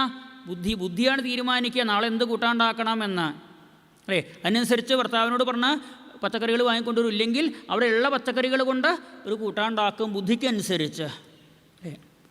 ആകെ വെണ്ടയ്ക്കയുണ്ട്, സവോളയുണ്ട്, ഇരിക്കണോ. ഒരു കാര്യം ചെയ്യാം, മോര് കൂട്ടാൻ വെച്ചാലോ എന്ന് പറയുമോ? ഇല്ല, മോര് കൂട്ടാൻ വെക്കണം എന്നുണ്ടെങ്കിൽ അതിന് വേറെ കഷ്ണമാണ് വേണ്ടത്. ഇവിടെ ചേനയും കായും ഉണ്ട്, നമുക്ക് സാമ്പാർ വെച്ചാലോ പറയാൻ പറ്റുമോ? ഇല്ല. ചേനയും കായ ഉണ്ടെങ്കിൽ അതുകൊണ്ടൊരു കൂട്ടാൻ വയ്ക്കുക. ആരാ തീരുമാനിക്കുന്നത്? ബുദ്ധിയാണ് തീരുമാനിക്കണത്. ബുദ്ധി തീരുമാനിക്കുന്ന ആഹാരം ഉണ്ടാക്കിയിട്ട് ഉള്ളിലേക്ക് കൊണ്ടുവരിക. പാചകം ഇല്ല അതിൻ്റെ ഉള്ളിൽ, പാചകം ചെയ്തിട്ട് വേണം കൊണ്ടുവരാൻ. അതാണ് ലോകത്തിലെ ആദ്യത്തെ കാറ്ററിംഗ് എന്ന് പറഞ്ഞു കഴിഞ്ഞാൽ. പിന്നെ രണ്ടാം ഭാര്യ വന്നു കഴിഞ്ഞാൽ ഇഷ്ടപ്പെട്ട ആഹാരം കൊടുക്കില്ല അല്ലേ. പാൽപ്പായസം എല്ലാവർക്കും നന്നായി കുടിക്കുമോ? പ്രസാദമാണെങ്കിൽ ലേശം തന്നോളൂ എന്ന് പറയും. എന്തേ? രണ്ടാം ഭാര്യ വന്നു, വാർദ്ധക്യം വന്നു, ഷുഗർ വന്നു, ഭാര്യ പറഞ്ഞു, ബുദ്ധി പറഞ്ഞു പഞ്ചസാര കഴിച്ചാൽ എനിക്ക് ദോഷമാണ്. വറുത്തപ്പേര് കഴിക്കാൻ പറ്റുമോ? അയ്യോ എനിക്ക് വേണ്ട, പല്ലിന് എണ്ണം കുറവാ, അതുകൊണ്ട് കടിക്കാൻ വയ്യ. ഇതാണ് രണ്ടാം ഭാര്യ വന്നു കഴിഞ്ഞാൽ ഒന്നിനും സമ്മതിക്കില്ല എന്ന് പറഞ്ഞത്. കാലകന്യ വന്നു കഴിഞ്ഞാൽ, വാർദ്ധക്യം വന്നു കഴിഞ്ഞാൽ പല കാര്യങ്ങളും സമ്മതിക്കില്ല. വിചാരിച്ച പോലെ കാണാൻ പറ്റുമോ? വിചാരിച്ച പോലെ കേൾക്കാൻ പറ്റുമോ? ഇല്ല. അവിടെ രണ്ട് സഹോദരന്മാർ വന്ന് പല ഭാഗവും പൊളിക്കാൻ തുടങ്ങി എന്ന് പറഞ്ഞു കഴിഞ്ഞാൽ രോഗങ്ങളാണ്. ശാരീരികമായ രോഗങ്ങളും മാനസികമായ വിഷമങ്ങളുമാണ് രണ്ട് സഹോദരന്മാർ, ഭയനും പ്രജ്വാരനും. രോഗം വരുമ്പോൾ മനസ്സിന് ഭയം ഉണ്ടാവും, രോഗം പ്രജ്വാരനായിട്ടും ഭയം എന്ന് പറഞ്ഞാൽ മനസ്സിൻ്റെ ഭയമായിട്ടും. അതേ പെട്ടെന്ന് നടന്നെത്താൻ പറ്റില്ല കേട്ടോ.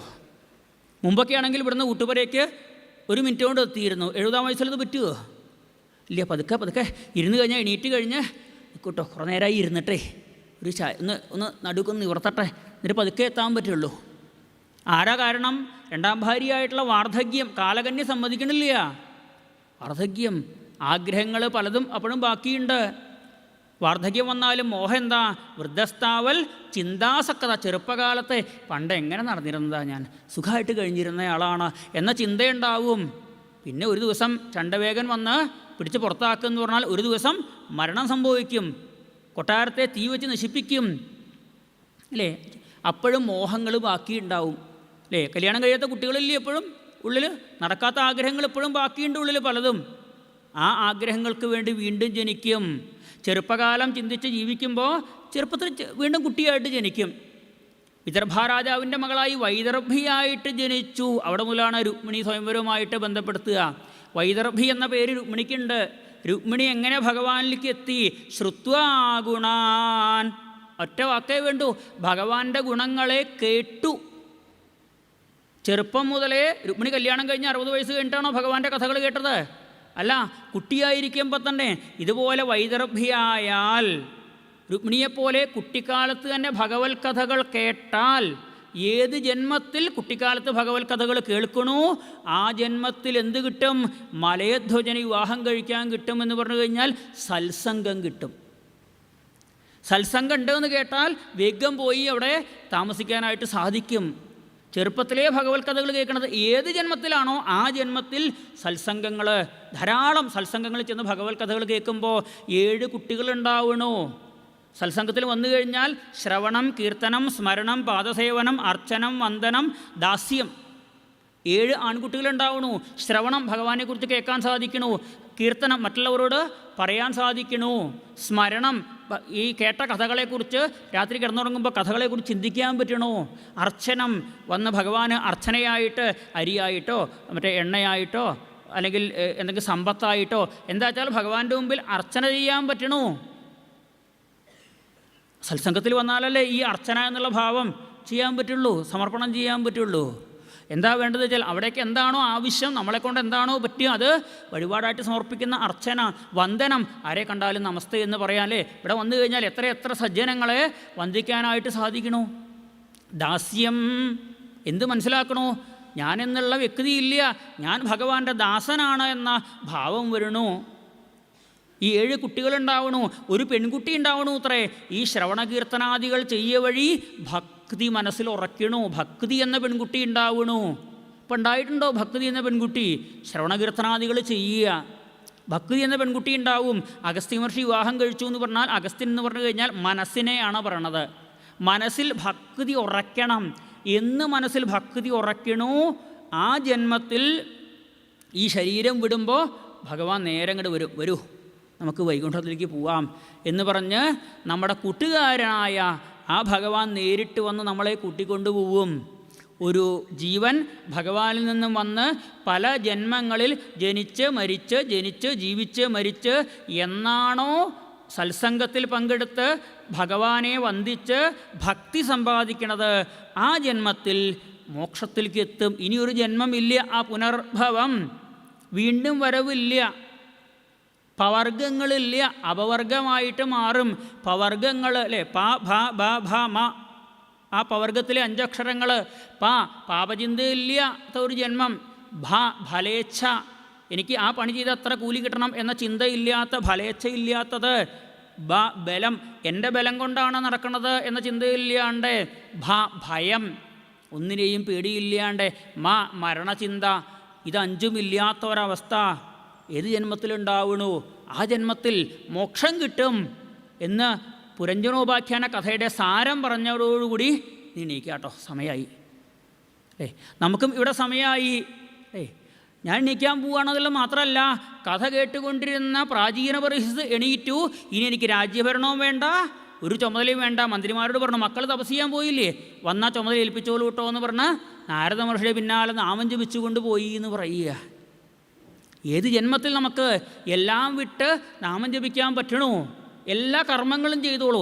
ഇപ്പം ചെയ്യുന്ന ഒരു കർമ്മം ഒഴിവാക്കണ്ട, എല്ലാ കർമ്മങ്ങളും ചെയ്തോളൂ. പക്ഷേ ആ കർമ്മം ചെയ്യുമ്പോഴൊക്കെ നാവിൽ ഭഗവാന്റെ ഏതെങ്കിലും ഒരു നാമം ഉറപ്പിച്ചും കൊണ്ട് ആമോദം പൂണ്ടു ചൊല്ലുവിൻ നാമങ്ങൾ, ആനന്ദം പൂണ്ടു ബ്രഹ്മത്തിൽ ചേരുവാൻ മതിയുണ്ടെങ്കിലൊക്കെ മതിയിതു തിരുനാമത്തിൻ മാഹാത്മ്യമാമിതു. എനിക്കറിവുണ്ട്, ഞാൻ കുറേ കഥകൾ കേട്ടിട്ടുണ്ട്, ഞാൻ കുറേ അറിവ് നേടിയിട്ടുണ്ട്. എനിക്ക് അറിവുണ്ട് എന്നുള്ള ചിന്ത ഉള്ളിലുണ്ടെങ്കിൽ, മതിയുണ്ടെങ്കിൽ അതൊക്കെ മതി, ആ ചിന്തയൊക്കെ മതിയാക്കൂ. നാമം ജപിച്ചോളൂ എന്ന് പറയുക. നാമം ജപിച്ചോളൂ. ഭഗവാനെ, ഈ ഒരു ദിവ്യ സന്നിധിയിൽ വെച്ചിട്ട് മഹാത്മാവിൻ്റെ ആ പിറന്നാൾ അനുബന്ധിച്ച് നടക്കുന്ന ഒരു യജ്ഞത്തിൽ വന്ന ഭഗവാന്റെ കഥകൾ, ഭഗവാൻ നമ്മളെ മോക്ഷത്തിലേക്ക് എത്തിക്കുന്ന ആ ഒരു കഥകളെക്കുറിച്ച് കുറച്ചു നേരം പറയാൻ സാധിച്ചത് ആ ഗുരുനാഥൻ്റെ അനുഗ്രഹം. ഭാഗവത നവശുകൻ എന്ന ഇവിടുത്തെ ഇദ്ദേഹം മള്ളിയൂരാചാര്യൻ തന്നെ പേര് കൊടുത്തതായിട്ടുള്ള ആ ഒരു ഭാഗവത നവശുകൻ പെരുമ്പള്ളി കേശവൻ നമ്പൂതിരി എന്ന ഗുരുനാഥൻ്റെ അനുഗ്രഹം ഒന്നുകൊണ്ട് മാത്രമാണ് എന്തെങ്കിലും പറയാൻ സാധിച്ചിട്ടുള്ളത്. അതിൽ പിഴയാകിലും പിഴകേടെന്നാകിലും തിരുവുള്ളമരുൾക ഭഗവാനെ, ഈ പറഞ്ഞതിൽ പിഴയുണ്ടെങ്കിലും എന്തെങ്കിലും സത്യമായിട്ടുണ്ടെങ്കിലും എല്ലാം ആ ഭഗവാൻ സ്വീകരിക്കണേ എന്ന് പ്രാർത്ഥിക്കാം. ഭഗവാന്റെ കഥകൾ പറഞ്ഞുകൊണ്ടും ഭഗവാന്റെ കഥകൾ കേട്ടുകൊണ്ടും മനസ്സിൽ ഭഗവാനെ കണ്ടുകൊണ്ടും ആയുസ് തീരുവോളം ആരോഗ്യത്തോടുകൂടി കഴിയാനും അവസാനം ഭഗവാന്റെ കണ്ണൻ്റെ പാദത്തിലേക്ക് ലയിക്കാനും എല്ലാവർക്കും സാധിക്കട്ടെ എന്ന് പ്രാർത്ഥിക്കണു. എണ്ണിയാൽ ഒടുങ്ങാത്ത നാമങ്ങളുണ്ട് ഭഗവാന്റെ, അതിലേതെങ്കിലും നാമം ജപിക്കാൻ എല്ലാവർക്കും തോന്നട്ടെ എന്ന് പ്രാർത്ഥിക്കണു.